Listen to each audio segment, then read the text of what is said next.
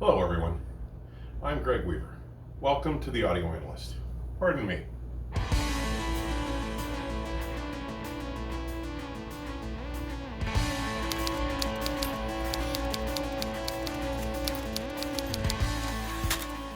I love movies. Since I was just 5 or 6 years old, I've been drawn to the flicker of light in a theater.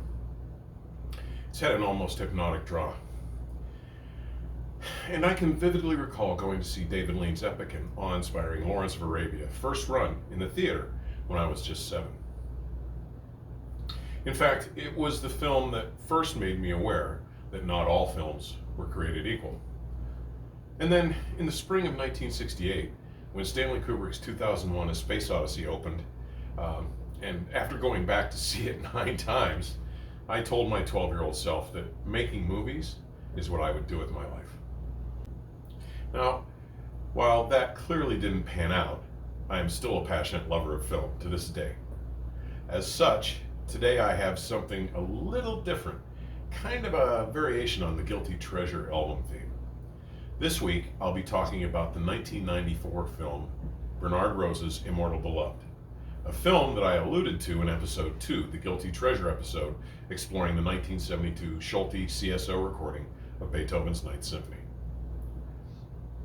Now, Immortal Beloved perfectly unites the mystique of Ludwig van Beethoven as an individual with the majesty of the man as a composer. The film explores both his music and the intriguing riddle that surrounds the mysterious but very real letter found among the deceased composer's papers after his passing.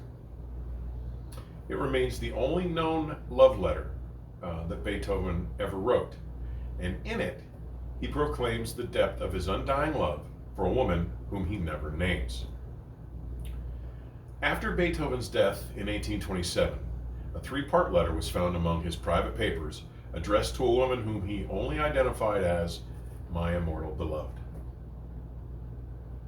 Written in the summer of 1812 from the spa town of Teplice, the letter has generated a great deal of speculation and debate amongst scholars and writers as to her identity. Among the candidates, then and now, are at least 5 women, several of whom have names I have no chance of pronouncing correctly, and a few of them are actually portrayed in this film. Although to this day, scholars still cannot say with any certainty for whom the letter was intended, this story is related in such an emotionally captivating, stylistically beautiful, and utterly engrossing manner. This small, virtually unseen film, at least in the US, was written and directed by Bernard Rose and blends known fact with speculative circumstance to present some very believable possibilities as to the loves of the Maestro and with Rose's views about possible answers. Now, while his own solution happens to be more dramatically satisfying than it is feasible, it does make for a powerful and engaging film. This film is one absolute labor of love, acted and directed with a passion you will rarely find exhibited in today's big budget dramas. It offers a very personal view of the private life, tribulations, and motivations of one of the most influential composers in history. The entire work is infused with obvious love and respect for the man and his legacy, and is made all the more engaging by the skillful interweaving of the powerful and evocative compositions of this musical pioneer, all conducted by the inimitable late Sir George Schulte and the London Symphony Orchestra. Immortal Beloved is something other than strictly a cinematic experience, and succumbing to its musical voluptuousness makes it that much more rewarding. Now, producer Bruce Davey tells of his first pitch meeting with Rose, when the project was still in development and while the script had yet to be written. Davey was completely impressed by Rose, recalling that Rose had rehearsed the movie so well in his mind that the first draft of the script was developed in just weeks. This film is clearly the product of people who have both a deep appreciation of and love for this influential and remarkable romantic composer, and this fiery film succeeds on so many levels. As a period piece, it is simply gorgeous to look at, an absolute feast for the eyes. Shot entirely on location in historic Prague and the Czech Republic, the film is filled with breathtakingly beautiful locations, and the art direction and the costumes are so rich and detailed that you are virtually swept back to the early 1800s.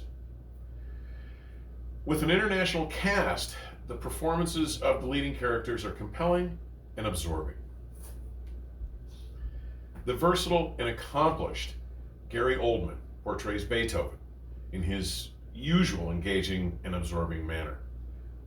The angst and torture that he evokes in this performance it's captivating. And it's interesting to note that as a musician himself, you may be surprised to learn that he was actually playing the piano in many of his scenes. Rose felt it integral to the believability of the plot to show Oldman really playing to render the illusion completely convincing. Valeria Golina plays the beautiful Contessa Giulietta Guicciardi, an early and frustrating love interest of the Maestro's. Isabella Rossellini, with her usually engaging style and grace, gives us Lady Anne-Marie Erdotti, another of Ludwig's longtime romantic interests. And the Netherlands native actress Johanna ter Steege brings to life Johanna Ries. J. Rowan Krabbe is compelling and highly moving as Beethoven's longtime assistant and secretary, Anton Schindler, who constantly defends the Maestro and stands by him despite the constant humiliation and abuse that is showered upon him. He is shown as having been instrumental in the attempt to resolve the composer's final enigma, to discover the identity of the Immortal Beloved.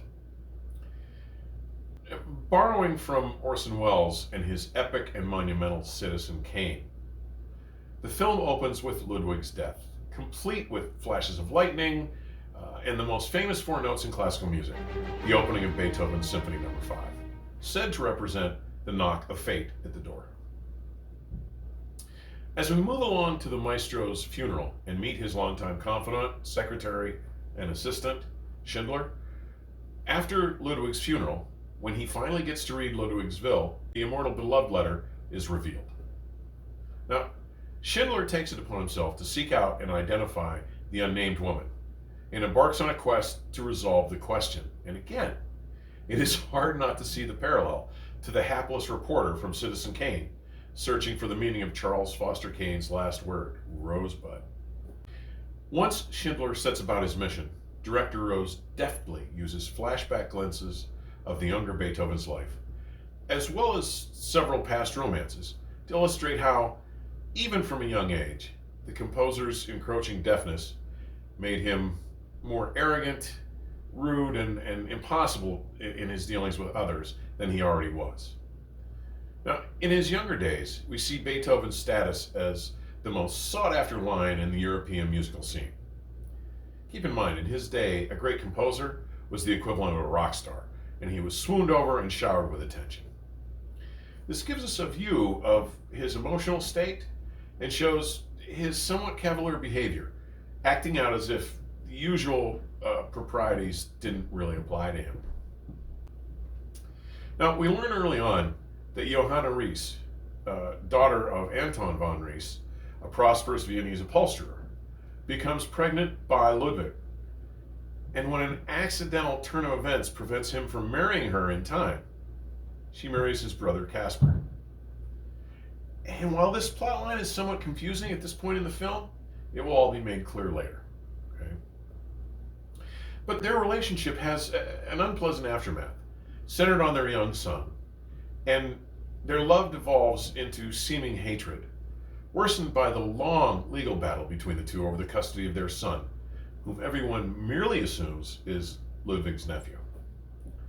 Now, there is time spent on how Ludwig, after winning custody of young Karl, imposes a strict upbringing, including some 5 years of vainly trying to form the boy into a piano prodigy, during which time he has composed no music whatsoever.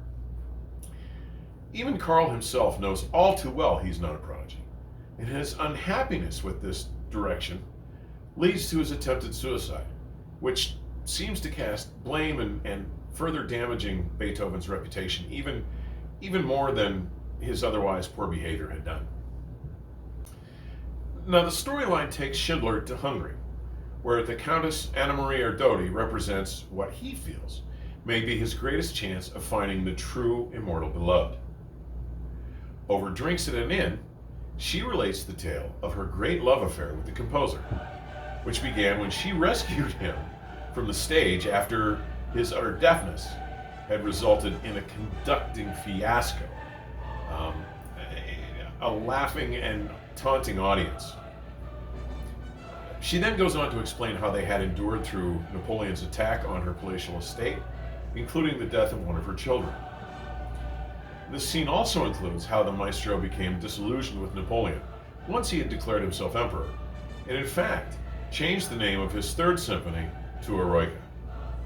That 1803 symphony had originally been dedicated to Napoleon, who had, until his declaration, been seen as a great man, as a liberator of the people during the French Revolution.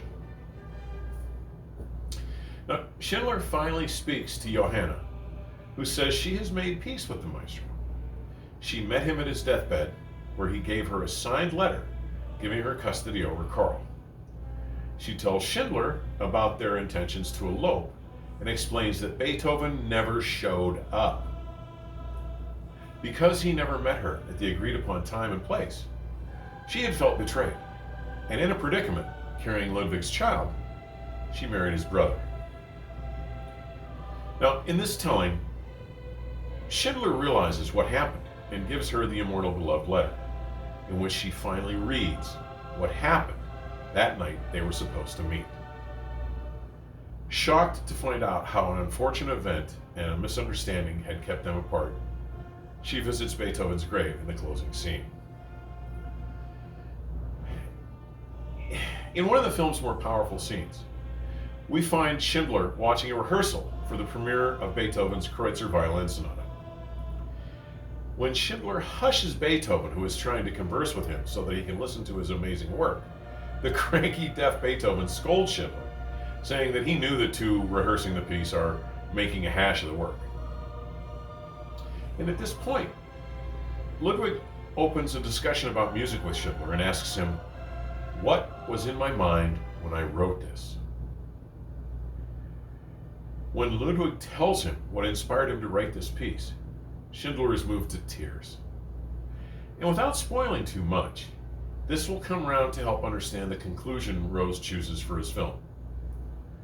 But guys, this recounting and what it revealed to Schindler of the genius of the composer and the profundity of his influence over his personal discovery is unforgettable. Other of the most moving sections of the film deal with the Ninth Symphony in particular, both its premiere in Vienna in 1824 and another dealing specifically with the fourth movement, the Ode to Joy. The recreation of the premiere of the Ninth Symphony is one of my favorite scenes in the film. You have to understand, Beethoven had gone completely deaf by the age of 44. This premiere occurred when he was 55 years old, and even though he couldn't hear, he insisted on conducting the piece himself and being on stage. When the Ode to Joy, the fourth movement, finished, the entire audience in the Viennese theater reportedly burst into wild applause. But Beethoven wasn't even aware that the piece had finished until one of the soloists plucked him by the sleeve and directed his attention to the clapping hands and waving hats and handkerchiefs to the crowd. At that point, humbled and in total humility, he was blown away and he bowed to his appreciative audience. A little further toward the end of the film, we are privileged to witness and revel in the celebration that is the Ode to Joy, the fourth movement of the great Ninth Symphony, and arguably one of the greatest pieces of music ever written. Immortal Beloved has clearly been made by people who feel Beethoven directly in their hearts and souls, and are not approaching him through a classroom or historical setting. Speaking to Schindler at the Kreutzer rehearsal, Beethoven argues, It is the power of music to carry one directly into the mental state of the composer. The listener has no choice. It's like hypnotism. Sort of, too, like watching this film. You have no choice, and for the same reason. Not since Milos Forman's enthusiastic recounting of the life of Mozart with his award-winning Amadeus in 1984 has a film attempted, let alone succeeded on such a level, to uncover the soul behind a talent as enormous and influential as this innovative and pivotal composer. If you love classical music, especially the work of Beethoven, you are bound to be moved. And if you aren't that sure about the classics, this just may be the vehicle that will make it all a bit more accessible and understandable. Either way, this is one under-recognized film that is not to be missed. I cannot recommend it strongly enough. Now, you currently can stream this film on Amazon Prime for $2.99, or you can pick up the optical media, the DVD or Blu-ray from Amazon or on eBay. I own a copy and have it on my server because I need to be able to share this with other music lovers who come to visit. In closing, I'd like to remind everyone that the Audio Analyst website has had a full facelift in recent weeks, so I hope you'll check it out. Honestly, if you are enjoying these videos, there is a ton of useful information at the site. Lots of information from all my web and some print publications. And finally, if you're enjoying our conversations here, I thank you for dropping by today. Please stay safe and keep the music playing. Till next time, cheers.